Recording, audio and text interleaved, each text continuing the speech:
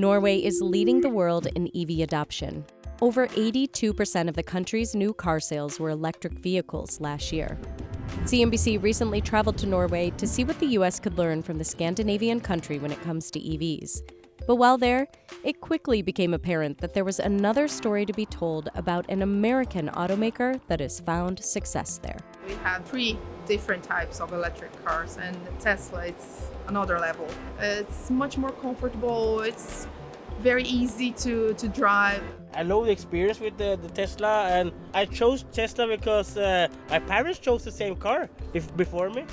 And I tried it out, and I was skeptical because it was electric. But after trying my parents, I was like, okay. The other car I was driving, I used it to charge 3-4 times per day. Now, sometimes I used to charge 1 time with just 30 minutes of my time. So I save a lot of time with Tesla. Tesla is the most sold car in Norway for the last couple of years, so it's a great success. They have developed the car that the customer wants, and they also did a lot for the infrastructure for charging. Tesla sold over 23,000 Model Ys in Norway last year, significantly more than its top competitors Volkswagen and Skoda. And the automaker accounted for about 20% of all vehicles sold in the country last year. 2023 also marked the 3rd year in a row that Tesla was the top car brand in Norway.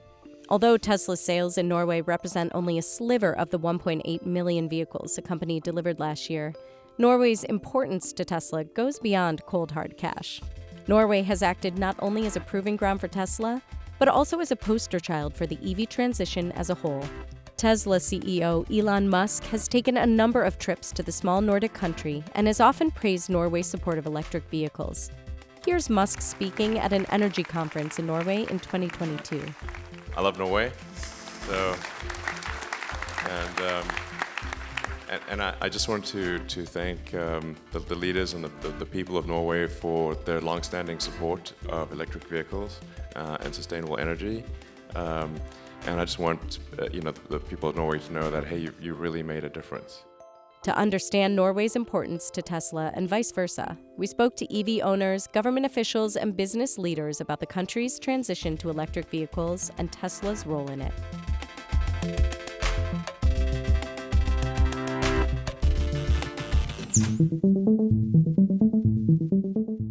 Tesla got an early foothold in Norway's EV market.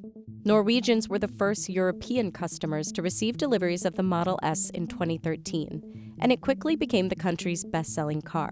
Today, that title has been transferred over to Tesla's Model Y. When we started building charging stations in 2012, there were less than 10,000 electric cars in Norway, and quite a few of them were Teslas, because my first electric car was a Nissan Leaf that I bought in 2015. That one had about a 100-kilometer range, and at the same time you could get Teslas with 400-kilometer range. So a lot of people chose the Teslas for a long time because of the range, but also because they're nice cars. Since 2013, sales of Tesla cars in Norway have steadily increased. At the same time, Tesla greatly expanded its charging infrastructure. Back in 2013, Tesla chose Norway to kick off the installation of the company's first supercharging stations in Europe. Tesla developed this supercharging technology, which is the most advanced charging technology in the world. Tesla's network of superchargers in Norway has since grown from just 6 locations in 2013 to over 100 supercharging stations today. Peter Hogneland is the Assistant Secretary General of the Norwegian EV Association and says Tesla has been key to Norway's electric vehicle transition. The charging network, it's easy access, it's reliable. You know that you can drive anywhere with a Tesla in Norway and Europe. But of course, it was just recently that they opened up their network for other cars. So now it has been really also beneficial for non-Tesla owners to use superchargers.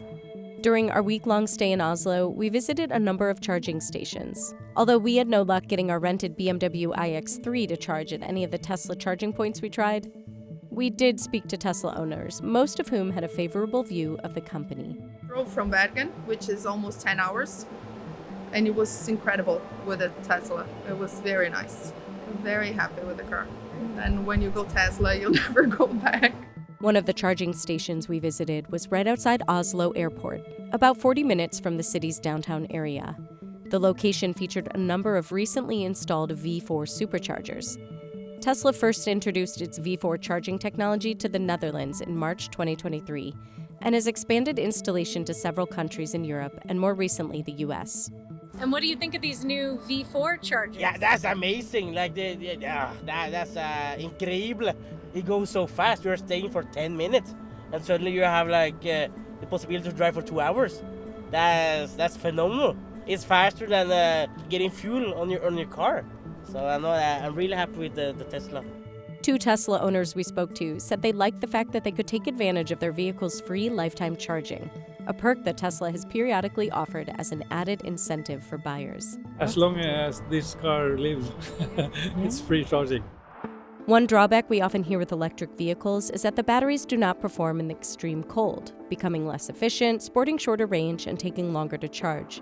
It's a reality that some EV drivers in the U.S. faced after a winter freeze engulfed much of the country in January. Electric vehicles may save drivers on the cost of filling up, but this winter, growing frustrations for drivers stuck waiting at charging stations. But the EV drivers that we interviewed in Norway, where the average temperature in the winter is around 19 degrees Fahrenheit, did not seem too concerned. A lot of people don't think electric vehicles are very great in the winter.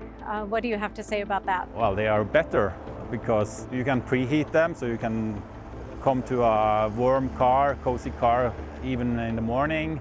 Of course, the battery is, when it's cold, it's not as efficient, but with bigger batteries now, preheated batteries, better charging infrastructure, it's not a problem. How is it in the winter, in the snow? In the snow, yes, you have to charge more because it's maybe sometimes the double compared to the summer. Still, I had no problem. How is it in the winter? No, really good because it's so heavy. So you're able to get to your cabin either way. But since it's so heavy, it goes so well. So I'm really happy. Norway's government has incentivized the sale of green vehicles since the 1990s, making it the perfect proving ground for Tesla and other EV manufacturers. The whole parliament agreed on that there is some kind of public responsibility to push forward the green mobility. And we set a goal for 2025 that all new passenger cars should be zero emission. And when you have set a goal like that, you have to put some incentives to make it work. Some of these incentives included a zero registration tax, free access to toll roads, free parking for EVs, and the ability to drive in the bus lanes. The biggest measure that we introduced was zero value-added tax. So in Norway, there's a 25% value-added tax for every item you purchase. Reducing that to zero for the EVs had a massive impact. Despite such incentives, Sirstad said electric vehicles in Norway didn't take off until about 10 years ago, when Tesla's Model S and other car models like the Nissan Leaf became more readily available. Being first had its advantages. The 200 billion NOK, or about $20 billion that the Norwegian government has spent on EV subsidies, a lot of it has made its way to Tesla, because they were the only car that you could buy at that time. So I guess that's why Elon Musk typically comes here for the launches, and we were the second or third biggest Tesla market in the world for quite a bit of time. Back in April of 2014, Tesla broke Norway's record for most monthly sales of a single model, electric or gas, with its Model S. The first Tesla started coming out. I know quite a few Norwegians who were early and lined up to get them. The Norwegian government's been quite forward-looking in a number of policies, and we're still spending about $4 billion a year. So that's $1,000 per inhabitant, or $800 per inhabitant in terms of subsidizing electric car purchases, which is quite a lot. So that sort of long-term view, that's been certainly part of the success there. I'm curious why you think Tesla has had so much success in Norway. I think it's because of the price, actually. It's the most affordable choice right now in Norway. That's the Tesla Model 3, and it works fine for families. It's a convenient car, looks good, it's fancy, but price is the most important feature, I think. Yeah. Why did you decide to buy a Tesla? Because it was very cheap compared to other cars like this. There's no tax for the government. Tesla's Model 3 sedan starts at around 380,000 Norwegian kroner, or about $36,000. While Norway's most popular car last year, the Model Y crossover SUV, starts at around 410,000 Norwegian kroner, or about $39,000. Despite only having a population of about 5 million people, Norway is often ranked among the wealthiest nations in the world. And much of this wealth comes from Norway's oil and gas industry, which is expected to make up 24% of the nation's GDP in 2024. Well, the gas export has increased over the last years due to the war in Ukraine, and it's very important for Norway to be a stable energy partner with our neighboring countries in Europe. But Norway also, we have our goal, 55% reduction of emissions in 2030 compared to 1990. That's the same goal as total in the European Union. Well, that's something the oil industry also knows, so they are planning on what next, what's the new type of energy they will produce. So we have now a massive plan for wind production on the Norwegian continental shelf. Another key factor that's contributed to Tesla's success in Norway is the country's willingness to invest in charging infrastructure. More than 22,000 public chargers are now available throughout the nation. I had problems driving forth and back in the winter with my old electrical car because that was 7 years old. But still now when the range is better and charging stations are all over, so this is we no longer has this range anxiety as we had like 7 years ago. One of the interesting things we saw on our trip was that many of Norway's gas stations also had charging points on the same lot. Charging stations were also a frequent sight at retailers like IKEA and restaurants like McDonald's. The government initially subsidized the building of charging stations, but as the market has matured, more private companies are covering the cost of such projects. Recharge and Mer are two such companies. So there's a company called Certus that runs this Esso station. We have a deal with them that we split the costs 50-50 for the whole installation here, but then we also split the income 50-50 with them. For McDonald's, they're mostly interested in bringing customers to the restaurant and having the service of charging on their locations. So we take the entire cost of installation charging stations, but it's also our income that the charging from there goes to. Who would you say Recharge's biggest competition is? That would probably be Tesla. Chargers were everywhere. We even visited a Cold War-era bunker in the center of Oslo that the city had converted into an EV charging garage. Another boost for EVs in Norway is that the electricity pulsing through all these chargers is cheap and renewable, thanks to the country's vast network of hydropower plants, which are responsible for over 90% of the nation's power generation. Gasoline is very expensive in Norway, so electric cars is maybe a third of the price of gasoline per kilometer if you charge at home. Because we have close to 100% hydropower, it's cheap, it's available, so that's a big advantage also in Norway.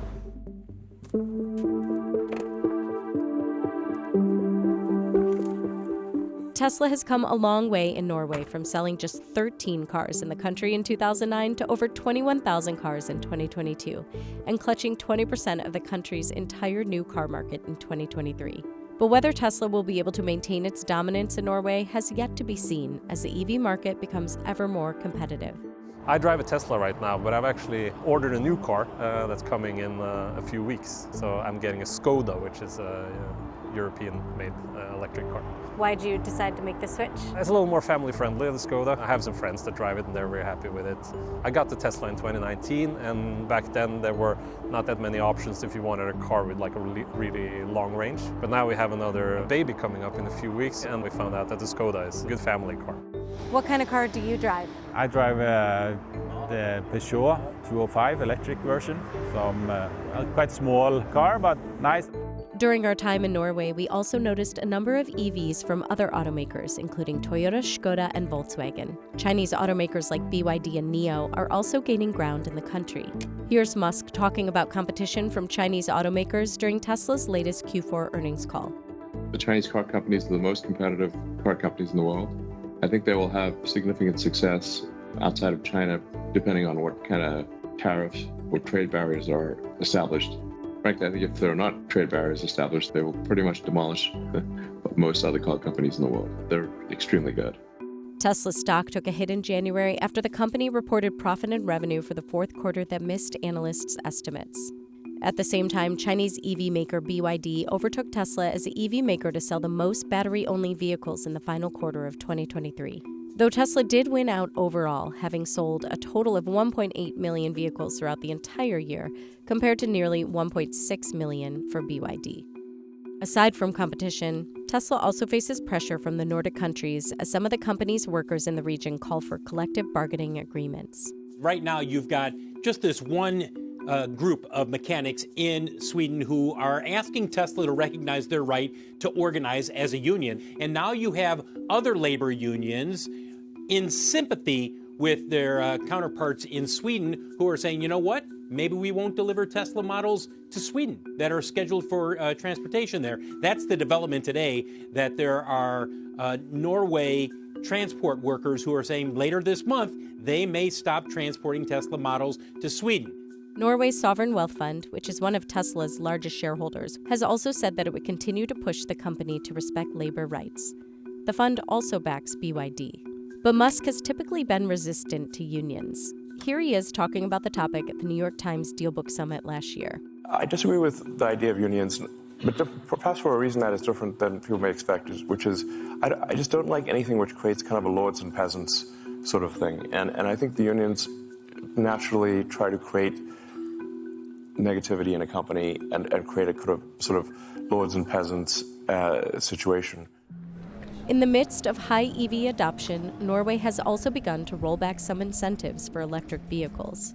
The discount for parking, discount for use of ferries, and discount on road tolls. These have gradually been phased down, and eventually they will be probably phased out because the electric vehicle car is the new normal. In 2023, Norway amended a law that exempted all electric vehicles from the country's 25% value-added tax, making it so that only cars under 500,000 kroner, or about $47,000, would qualify. Any electric vehicles over that price would be taxed. The law also added some purchase tax based on an EV's weight. Tesla's base Model Y and Model 3 cars both fall under this price limit in the country. Earlier this year, Tesla slashed prices of its Model Y in Europe after introducing similar price cuts to its Model 3 and Model Y vehicles in China.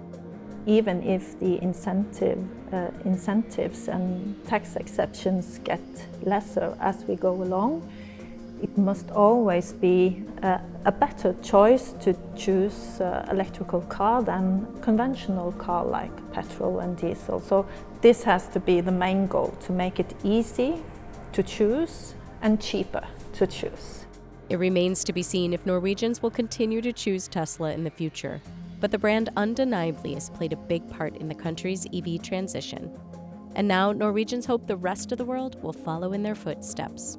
We actually want more competition, especially from you guys and all over the world actually, because what happens in Norway is not that important. It's okay to lead the way in a sense, but we need the competition.